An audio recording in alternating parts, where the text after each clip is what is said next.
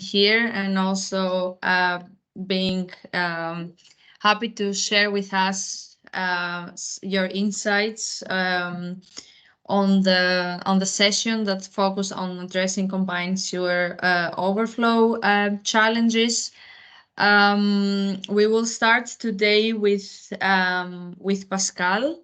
That will present mainly findings from the implementation of the NICE project, but also some experiences from MULTISOURCE.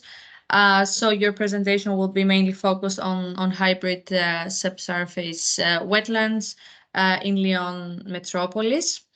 And then we will have another presentation that will follow from Riccardo Bresciani.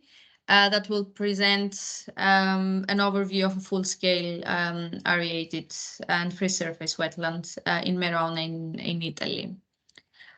So Pascal, the floor is yours. Feel free to share your screen if you have any presentations. Yes, I have. Great.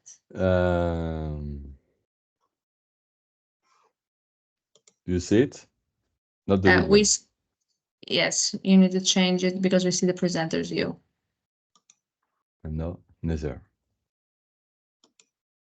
Okay, it's good.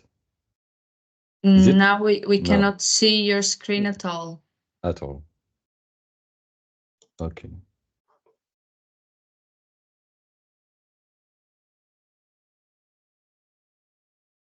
If I put it here, maybe.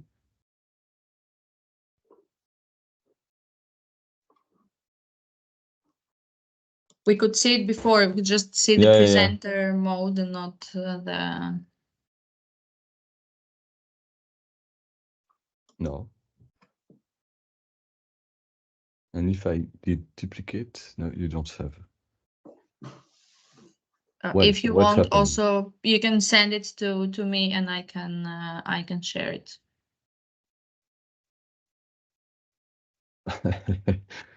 Yes, of course. Always the technical. You do not see anything.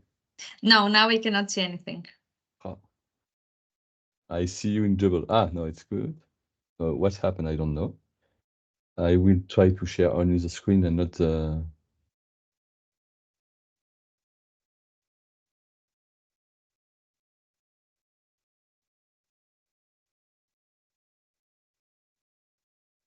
So if I do like that. Is it good? Yes, now we see it. Okay, yes. Perfect. So I will, my presentation will mainly focus on the evolution of the technology and with a research perspective. And obviously, so vertical flow system to treat CSO, which is the topic of today. So the main objective of the system is to be able to catch when the rain arrives, to catch the overflow before being rejected to the water body, and to be able to treat online this overflow. So there is a possible ponding on the system because we are controlling the outlet flow. It is to ensure the retention time inside the system and to allow a buffer capacity as well of the system. And so when the rains stop, we can finish the filtration and ensure the outlet quality of the system. So there is different objective with such a vertical flow system. Is to act as a hydraulic buffer capacity to avoid to destroy the riverbank when an overflow arrives.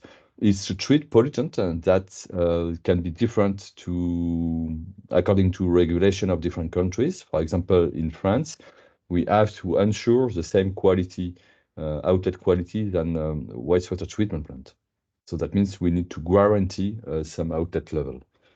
And one of the main issue of this problem is that we need to face to unpredictable loads in terms of intensity, of frequency, concentration, and so on. So there is different approaches that we can see in different countries. So here you have an example of application we did with Iridra some years ago comparing the German, French, and Italian approach. And so you can see in the first approach, which is the German one, there is a CSO tank that it's here to store the first flush, and only the overflow of this tank will go to vertical filters. And when the rain stops, then the tank is system to be treated at the wastewater treatment plant. On the B case, which is the French cases, there is no buffer tank, and so the overflow will directly go to one of the two filters in parallel. I will come back on that. And so that means that we will treat everything, including the sludge on the top of the filter. And in the case of Italia, the first system they did aimed at treat on the vertical flow system only the first flush of the overflow, which is assumed to be more concentrated than later on during the rain event. And so the overflow, there is another overflow that can arrive for really diluted water that will go directly to a free water surface at the outlet of the treatment system. So you can see here that there is different approaches, but initially the experience come from Germany with what they call the bioretention filters, which are vertical flow system composed of sand, where they control the outlet flow, the drainage flow, to ensure a certain retention time inside the system. So when the rain events arrive, you can have a saturation of the system and even ponding on the top to act as a buffer capacity. And initially, the German design was based on an annual hydraulic load here for between 40 and 50 meters of cumulated water per year. And so that means that they do not take into account the frequency of the event. It's just an annual hydraulic load. And we will see later that in that case, it's not easy to ensure, specifically for nitrogen, to ensure outlet requirement. So they had, and they still have a lot of system working with good results for all what is related to organic pollutants, COD, BOD, and the particulate form. There is a guideline that exists in Germany to help in designing such system. And here the experience that you can see in terms of removal performance are good, including for ammonia and phosphate. But if you look at the concentration, they are at the net really low. So it's less problematic to reach low outlet level when the inlet concentration is low as well.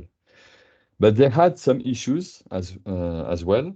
Issues during the commissioning period, when the system were not really loaded, the reeds could die. And in terms of maintenance, it's sometimes complicated because there is other type of plants that can compete. And as well during commissioning period, if the event were too frequent, the rain event, then they could have some clogging issues. And during, let's say, routine period, after the commissioning period, they had as well sometimes some issues because the system can be sensitive to dry period length. We will see that it can affect performances, but obviously as well the die of reeds. They had some issues between events in the filter's regeneration. If the event were too close, then the oxygen renewal inside the system could not be achieved, and that can impact performances. And as well, when the event were too frequent, then one of the issues could be the clogging. And what they observed as well, it's when ammonia inlet concentration were high, they could have low retention, low removal because of flow adsorption capacity. So in France, when we started working on our research platform, 15, 20 years ago. We decided to use this experience from Germany, but change a little bit the system.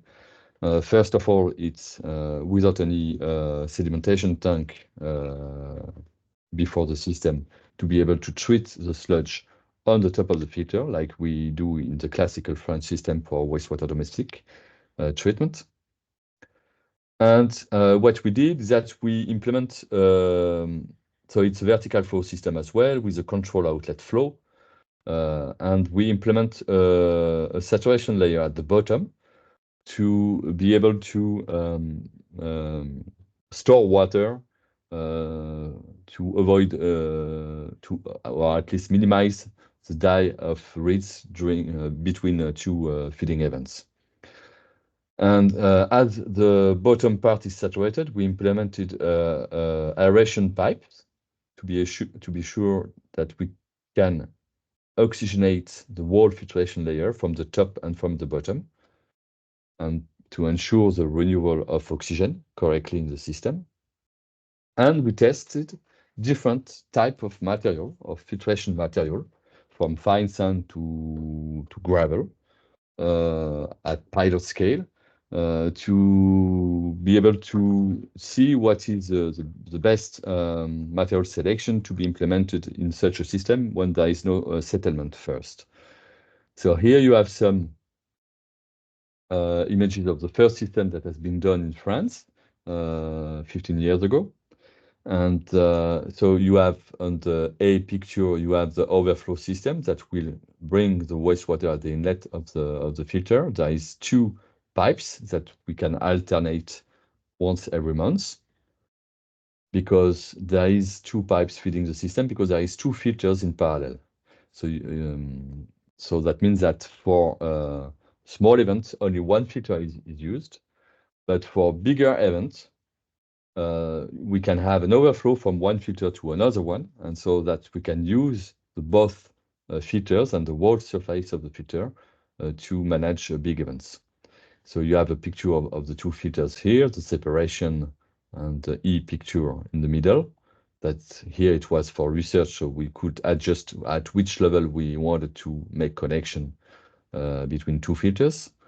And you have on the F picture, you have the outlet flows that are only control calibrating a hole in the pipe.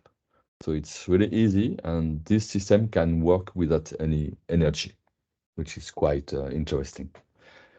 So there is different treatment objectives. One is hydraulic. We will see how it works for the buffer capacity. One is related to the treatment performances. And at the end, I will have, I don't know if I put this slide or not about the sludge quality, but I will, if there is no slide, I will say it already. So really quickly for the hydraulic performances, just an example here, you can see in black the inflow. And so you can see there is two rain events. In blue is the water level inside the system. So you can see that when there is an inflow, the system starts to saturate. And when the rain event stops, we have a drainage. Another rain event arrives, and we increase again. And after it's only drainage. And what is interesting is that you can have a really high flow at the inlet. And if you look at the red and green lines at the bottom, it's the outlet flow, which is really stable and very low. And what we observe is that we can ensure at a minimum 86% of peak flow reduction, which is quite interesting. In terms of removal performances, you have some bug spot of different rain events that we monitor during the 3-4 first years of operation of the system. And so you can see it for TSS, COD, dissolved COD, and particulate COD. So what you can see that there is high variation of construction at the inlet, but the outlet is quite stable, even for hydraulic load above the nominal load, the design load. And the main part of the treatment is by filtration, because if you look at the dissolved COD, the reduction is quite slow, but it is as well because the concentration are quite low. So when you see that the outlet of the dissolved COD is close to 30 milligram per liter, so it's close to the non-biodegradable part.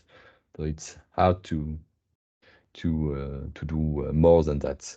And if you look for the load above the nominal load, you can see that the dissolved part is almost not treated because the concentration are low as well. If you look at nutrients, here you have example of removal performances as well below the nominal load and above the nominal load for ammonia. And you can see that we can treat ammonia because here in this system, we implemented zeolite to adsorb ammonia during rain events. And so we can ensure a good nitrification performances, while for phosphate, there is almost nothing. And obviously, it means that we are producing some nitrates because we are doing nitrification, but not very few denitrification. And just to mention how it works for nitrogen, so we have a 3-step process with this passive system. The first one is adsorption. When there is a rain event, as the system saturates, there is not enough oxygen to make online nitrification. So we adsorb ammonia on the media. And so we define the adsorption capacity for different type of material, coarse sand, fine sand, and zeolite. And then once the rains stop, and the filtered rain, oxygen can enter into the system, and then we have nitrification that can happen. So nitrification only happens during dry period, and it will depend on temperature. It will depend on the length of the dry period, because the longer is the dry period, the more we have time for nitrification. And as well, it will depend on the amount of adsorbed ammonia on the material.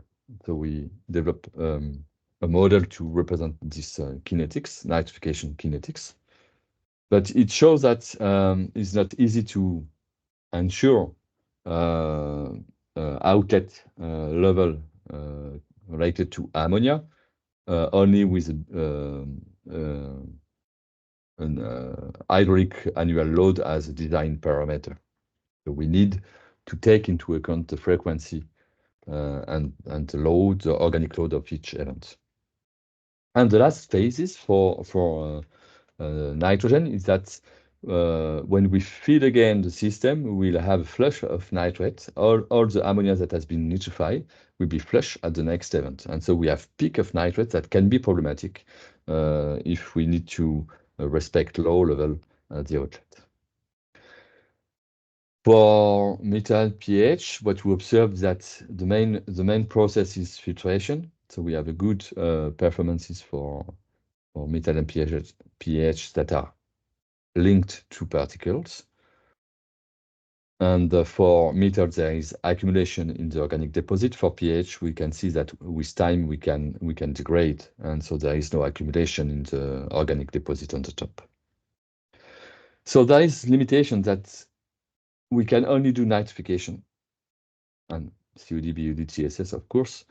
We are not really good for pathogen and not really efficient for emerging contaminants as well. And so the question that can rise behind that is that what will be the impact on the water body, or if we want to reuse the water, we will need to implement an additional treatment step. And as well, the limitation is that to design such a system, a passive system for CSO treatment, we need to model the sewer system, to have a long series of overflow and to be able to make a dynamic design of the system. So we developed a tool to make this dynamic design, which is really helpful, but it means that we need to make accurate measurement on the sewer first, to make a sewer modeling, and to have, if possible, a good idea about the relation between the overflow volume and the pollutant concentrations. And that's why in the framework of NICE and MULTISOURCE project, we tested a new a new vertical flow system, Intensified, that is tested as pilot scale at INRAE research platform, but at full scale in Italy, and Riccardo will present it just after. So the idea is to have the same system, vertical flow system, but implementing a 1 meter deep saturation zone inside the filter. And at the bottom of this filter, we'll blow air with blowers to be able to furnish oxygen during rain events and to fasten degradation of pollutants. That means that there is different aeration strategies that can be tested according to the load. So what we observed at the research platform is that first of all, doing different tracer experiments with aeration at the beginning of an event or when there is ponding on the top, what we observed that aeration allows a mixing of pollutants inside the system. And this is really interesting because it avoids the hydraulic short circuiting that we often observed at the beginning of an event in a classical system. And so the outlet peak that we can of dissolved pollutant that we can see sometimes in passive system is not present here. Secondly, what we observe is that aeration allows to better dissolve pollutant degradation during the rain events. And so here you have an example of for TSS COD, total COD and dissolved COD with different aeration strategy from low aeration to highest one.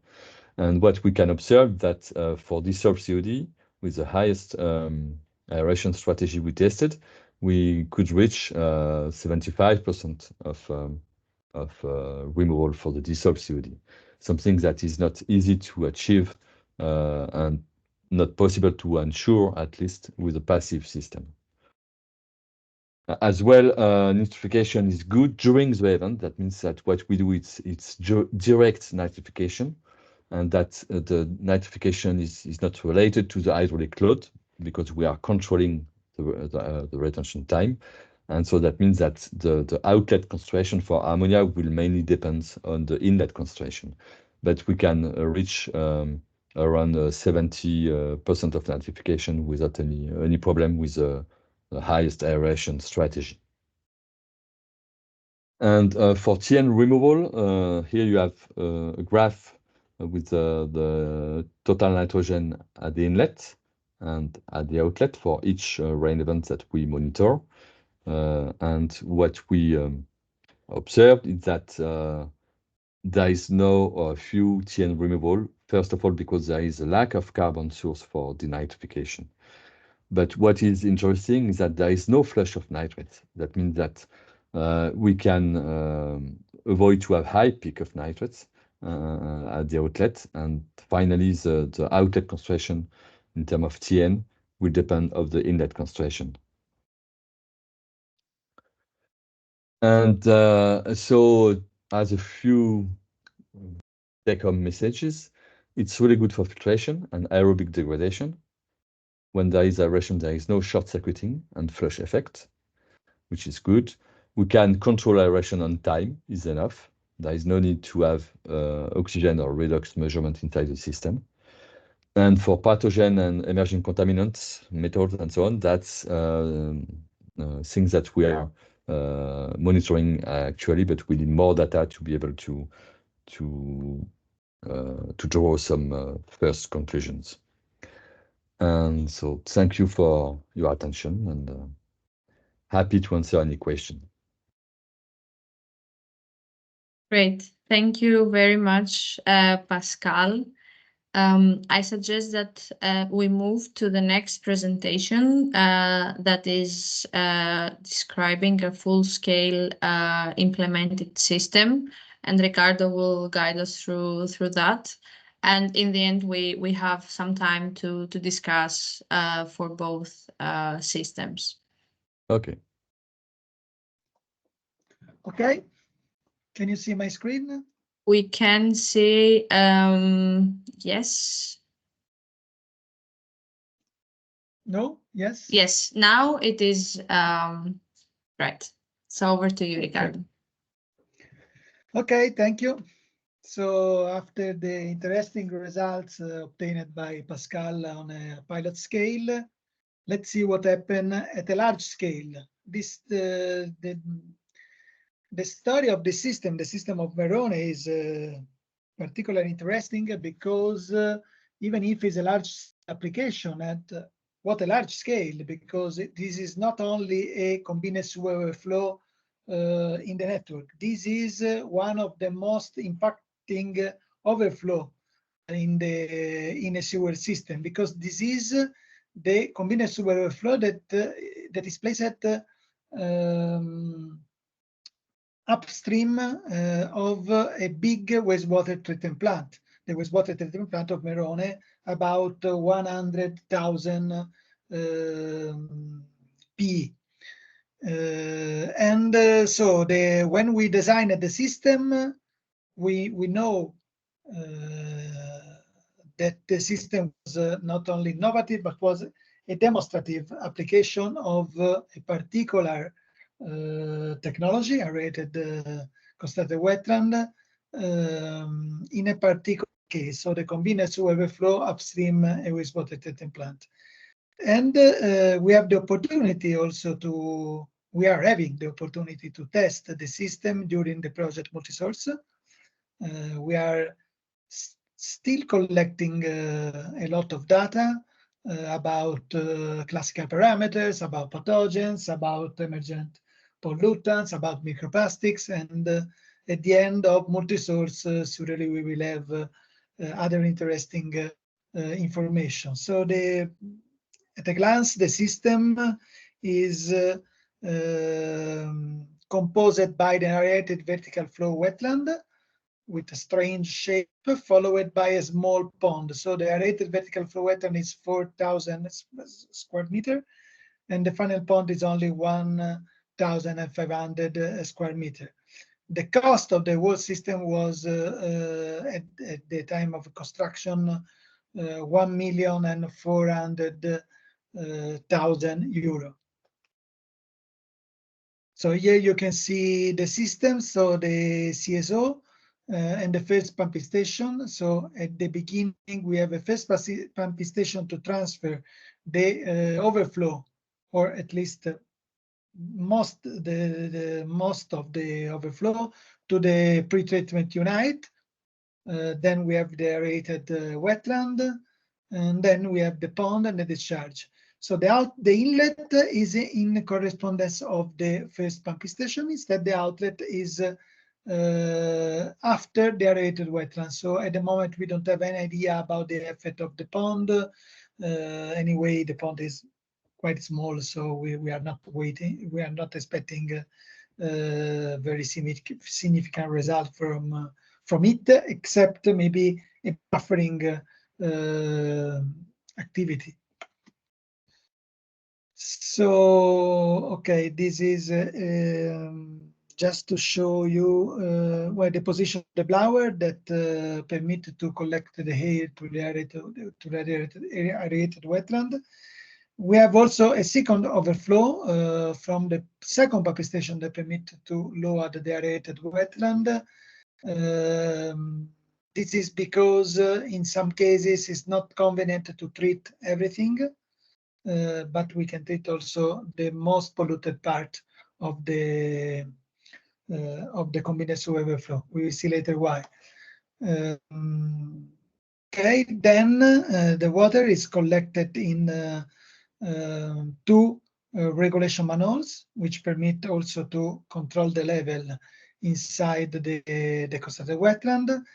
And inside these manholes, there are two throttle valves and four throttle valves, one per sector, which permit to regulate, to retain the water inside the system and to regulate the outlet flow.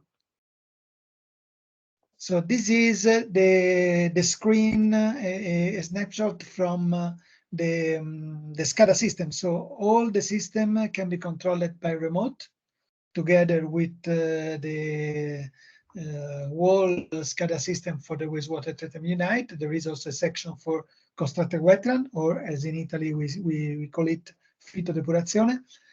And you can follow the flow, so the overflow, pumping station, the pretreatment. Pretreatment are constituted by a screening with and the grit removal, then a pumping station, and then the aerated vertical flow wetland, and then the pond. You can see that we have also a COD sensor at the inlet and at the outlet, as well as we have a flow meter at the outlet, gravity flow meter, which permit to measure the outflow. And instead, we are calculating the inlet flow based on the time of functioning of each pump. Some pictures of the system, the pre-treatment, 2 lines in parallel with a maximum capacity of 100 cubic meter per hour. And this is the maximum capacity also of our constructed wetland system. 4 lines in parallels for the aerated wetland, 4,000 square meter. This is a picture taken in September of last year, where the system was very well vegetated. And these are the blowers, positive displacement blower. They are big blowers. They are the same that we use generally for activated sludge plant too. And the capacity of the blower is 5,000 cubic meter hour in total, with a maximum consumption of about 70 kilowatt per hour. This is the final pond. Initially, it was designed to be a surface flow wetland, but they didn't put the plants, so we are calling it pond because it is a pond at the end. This is instead not a pond, but this is one of the sector of the constructed wetlands during a long overflow period. We treated about 40,000 cubic meter water in 8 days. Every day we had an overflow, and the management of the plant has to treat each drop of the overflow, or at least as more as possible. The picture is taken also after the cutting of the reeds, so that's why it seems like a pond, but it's not a pond. So, okay, here we have some interesting numbers about the initial design of the system, but we are operating the system according to this number, more or less. The hydraulic loading rate was fixed, the maximum hydraulic loading rate was fixed at 120 cubic meter per square meter per year. So about the double of a passive system, if you remember the number of the Germans. Also in this case, this is very similar to the systems that Pascal showed. So we have about 1 meter of gravel. Most of the gravel is from 2 to 6 materials, so 70 centimeter, and we have space to retain the water above the surface. So we have about 65, 70 centimeter of accumulation of the water on the top. This is possible thanks to these valves, knife gate valves, regulated to act as a throttle valve. And okay, also at the beginning we designed the system for different scenarios. So event A are the most polluted, so the overflow with the previous long dry period, more than the 2 days, and instead the event B are the less polluted. Sometimes happen that we have overflow for several days. So the first day is event A, and the following days are event B because they are less polluted. But now the working principle of the system is to not consider event A or event B, because in any case the system has to treat all the water because due to some new norms, the wastewater treatment plant has to treat something like 4 times the average flow, but the biological part of the wastewater treatment plant can arrive until 2.53. So the rest has to be treated, and so they are using the constructed wetland as a sort of crutch for the wastewater treatment plant. At the end, the results that they are obtaining at the outlet of the constructed wetland is mixed with the result of the wastewater treatment plant, and they have to verify that they are not overcoming the limits given by the norm. So the role of the constructed wetland now is very, very important. We are testing during multi-source different aeration capacities, aeration strategies, according also to Pascal experience in NICE. I don't want to enter in this, but basically we are operating with the frequency of the blower in order to regulate the airflow inside the system. And also we are setting the time that we continue to aerate after the end of the pumping cycle. Up to now, well, there are not updated number, but what is interesting is the hydraulic loading rate, and in 2023 we loaded the system with about 100 of cubic meter for square meter per year. So we are close to the design value, and during 2024 we are going very fast. So after 3 months we are already at 40, almost 40. Results are very, very good. Averagely, we have more than 90% of removal of COD and BOD, and TSS also more than 90%. And these results are very similar to the results that Pascal is observing at the pilot scale. And also for nutrients, nitrification is 67%, but we have a low nitrification because of the air and because of the low hydraulic retention time. We are not measuring if we have a peak of nitrate at the outlet, but it could be interesting to see if we can observe at a large scale the same results that Pascal is observing at the pilot scale. We have also good results in terms of removal of heavy metals. We are monitoring several metals, and averagely we are observing 70–80% of removal. Quite good results also for pathogens, even if the hydraulic retention time is very low, and so we are surely less than 1 day, and we are observing about 1 log of reduction. These are some results taken from the COD sensor. It's not very precise, but it can give some interesting feedback about the functioning of the system, especially about the outlet. The outlet is very stable. Instead, the inlet, as expected, is quite oscillating. Don't look at the peaks. The peaks are just wrong measures, but you can see that there are some oscillation at the inlet of the system. Okay, I concluded with Merone. I have some slides also from Carimate, which is instead the passive solution, which more or less, yes, the surface of the system is the double of the aerated system in Merone, but the treated flow is more or less the same. You see, 900 cubic meter per hour. And also the operational strategy of the system is very similar, because also in Carimate they are using the constructed wetland as a crutch for the whole system. And what we are observing, the results are very, very similar.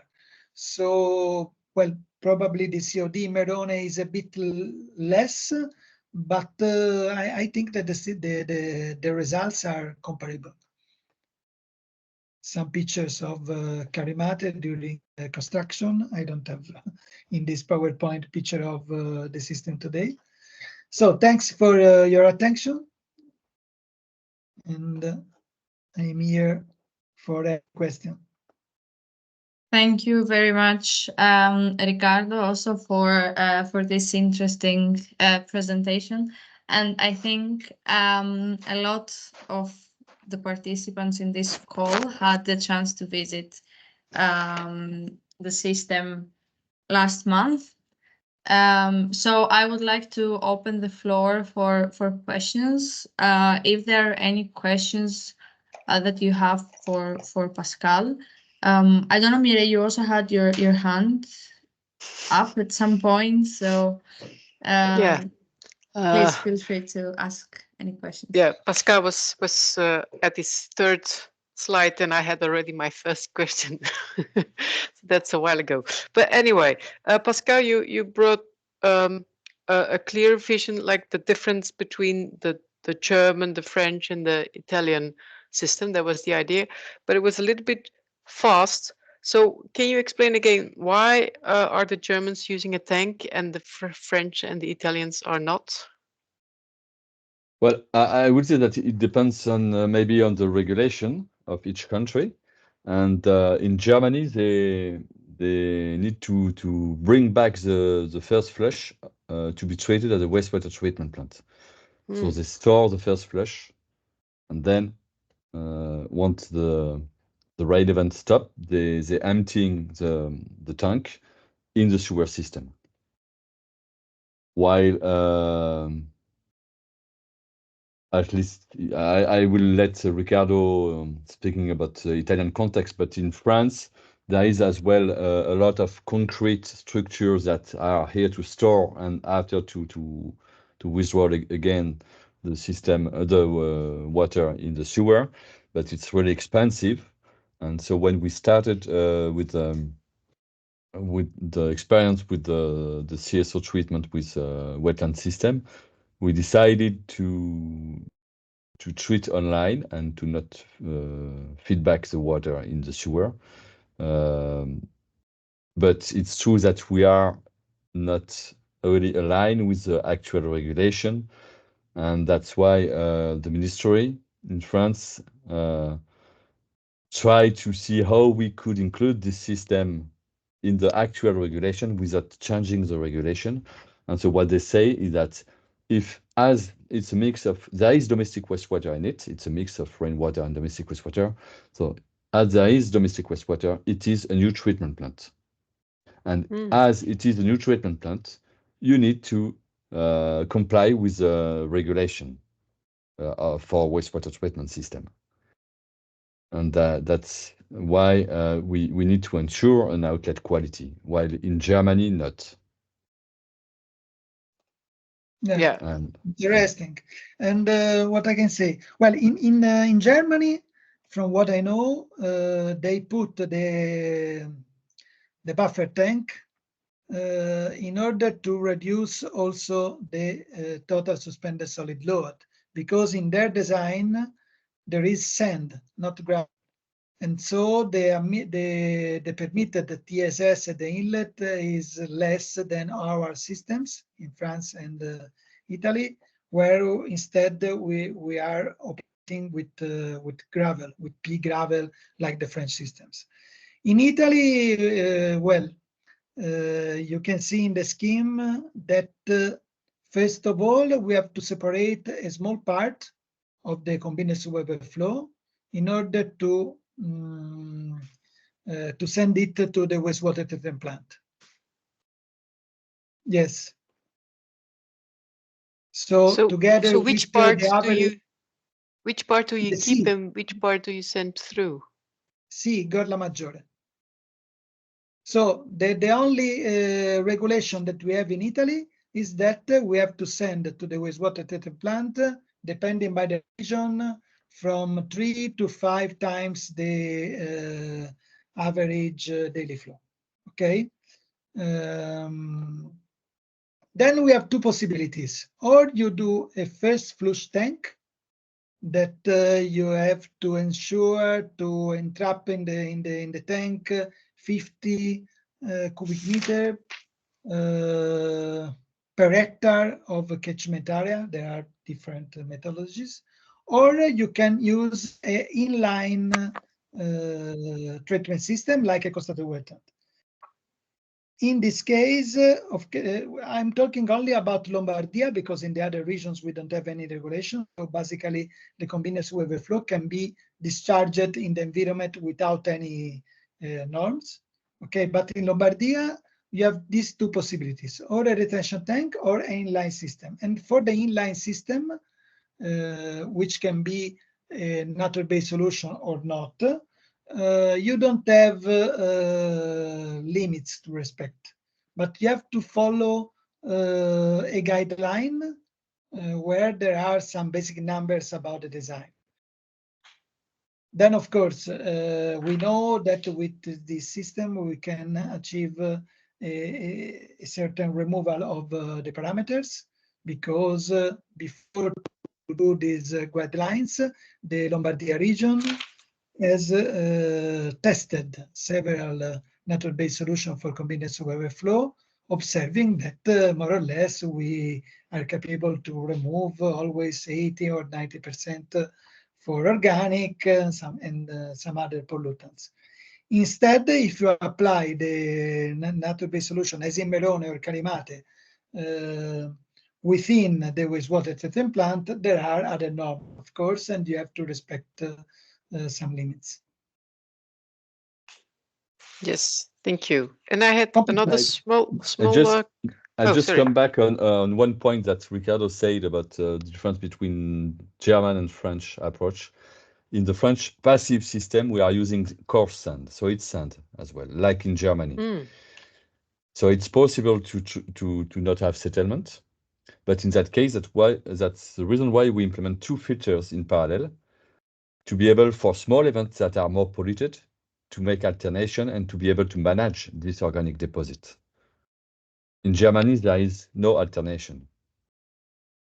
And so for small events, you can have a lot of small events that bring a lot of solids. Yeah. And so if in there Italy is no also settlement, we have alternation. yeah. And so if there is no settlement, you can clog. But we have the possibility to alternate, yes. So why do they stick to the sand if it can clog so easy?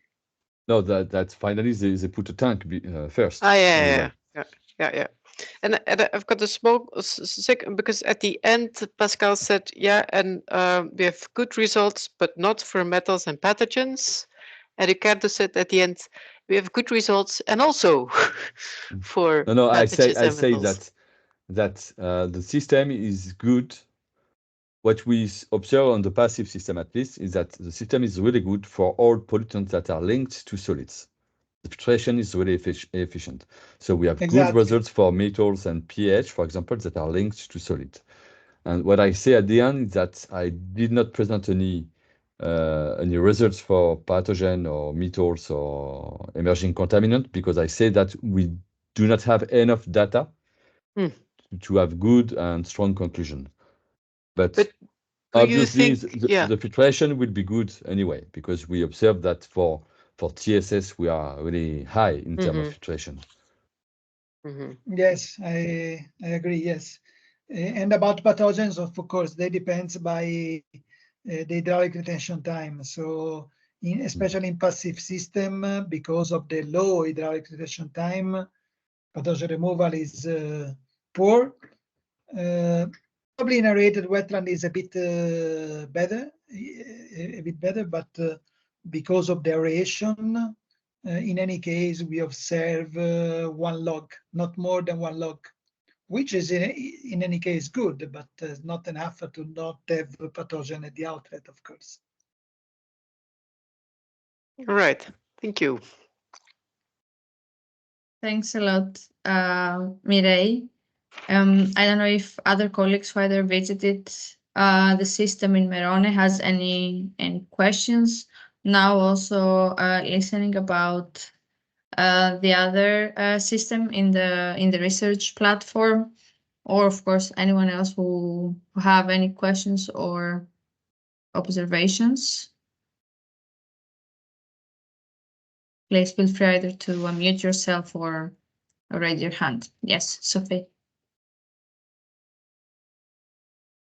We cannot hear you.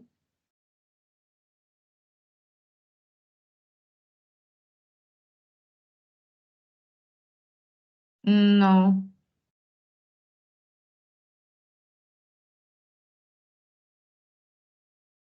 No. Maybe you can just change your come in my headset. office. Okay, so that's very convenient. So while we are waiting for Sophie to do this change of offices, if there, well, that was fast. So over to you, Sophie. Yes, sorry, I wasn't sure. I understood. So you said, Pascal, you're also studying pilot scale system that is also studying full scale by Riccardo. And so my question was, did you have time already to explore and compare like the possible differences you can observe between the two scales, and if the aeration strategy and how you would model the removal performances if it's affected by the change of scale? Okay. I can have you perfectly heard what the question or not? Yeah, I think it was clear. More or less, yes. Yeah. So basically, what we observe is that we have really similar results in terms of performances between pilot and full scale. One of the reasons is that first of all, it's almost the same design in terms of material depth. That we have the same feeding point density. That means it's around 1 feeding point for 20 square meter for both sides. And so it means that in terms of hydraulic distribution, it's quite similar. And so we can really compare and observe that results are the same. And we had different meetings during MULTISOURCE and NICE project to as well discuss about the aeration strategy. And so that's why we try to test similar ones. And the last one that Riccardo showed that he wants to that he would maybe applied from April, if I remember well. It's the last one that we tested more or less, and it's a way to really compare. But actually, it's quite similar. And that's something we observed on all our pilots on the platform, because we have only pilot of 20 square meter, which is not too small, and it's 20 square meter. It's easy to upscale the results after.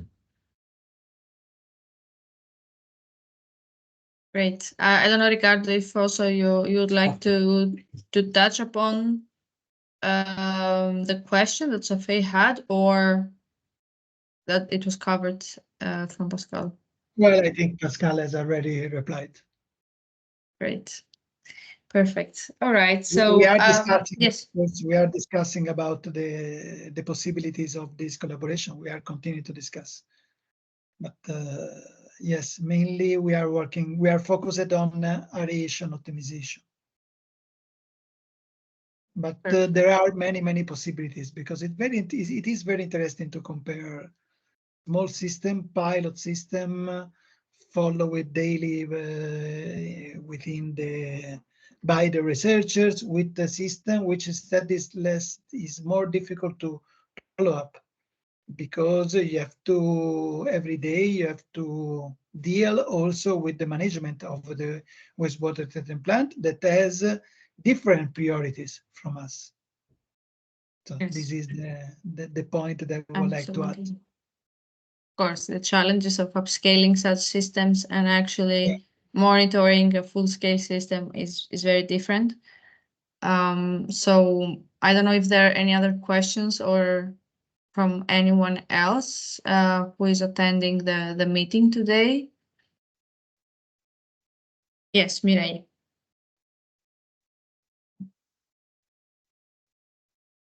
You are muted. I do. Maybe a last question to Riccardo.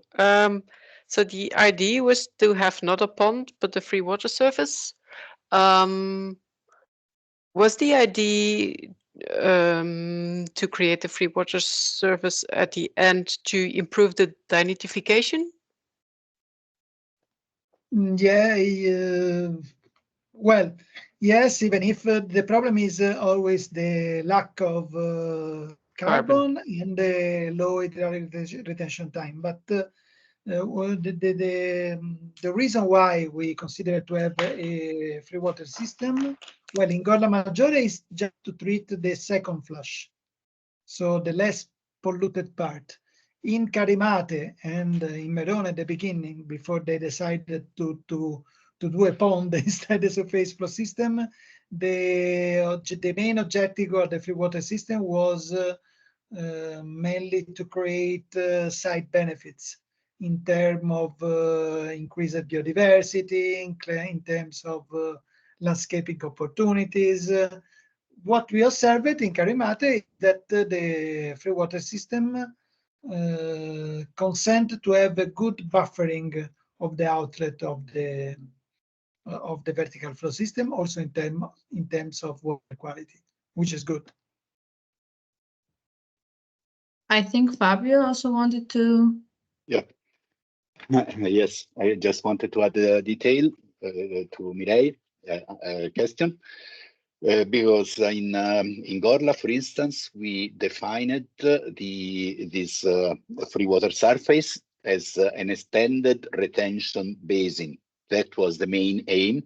And the dimension of it was calculated basing of a certain return time of rain events, the intensity of the rain, let's say, which was somehow politically decided basing on the available surface and the available funds for the realization. So obviously the highest return time you can choose, the better it is in terms of giving back the water. So it was exactly that function that Pascal was showing with the Gaussian curve, which is giving the intensity of how the water is released to the river, to the final receiving body.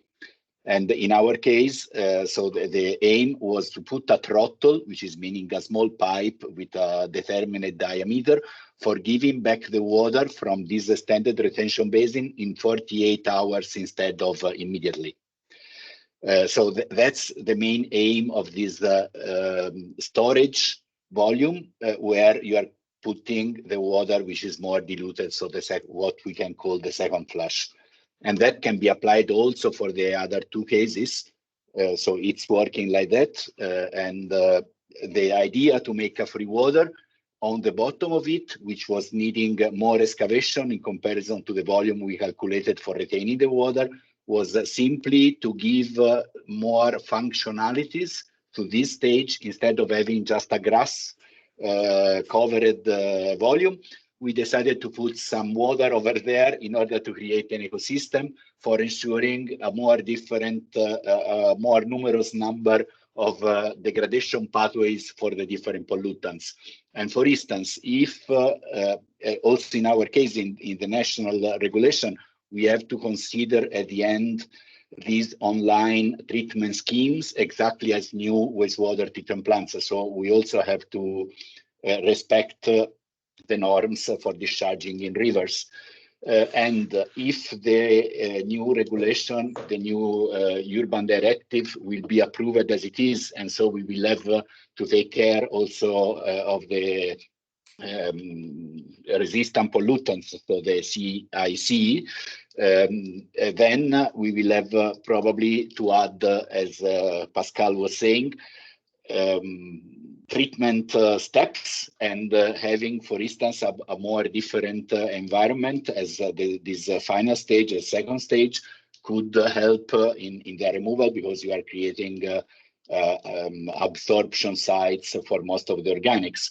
And so most probably we will have to work with biochar or biochar filters and so on. But that's already a further step for going in exactly in that direction. Thank you. Welcome. Great. Thanks a lot, everyone, and especially Riccardo and Pascal for providing such a good overview of both systems. I don't know if there are any other last questions, also thinking of the time, but we're already 9 minutes over. All right, then. So thank you very much for being here. I wish you all a good evening. And of course, we hope to see you in the next splashdown session that is actually next week. So this time they were quite close one to another. The next one will focus on the sponge city and the storm management. And in that session, we're going to have more the perspective of cities. 2 pilot cities of multi-source project.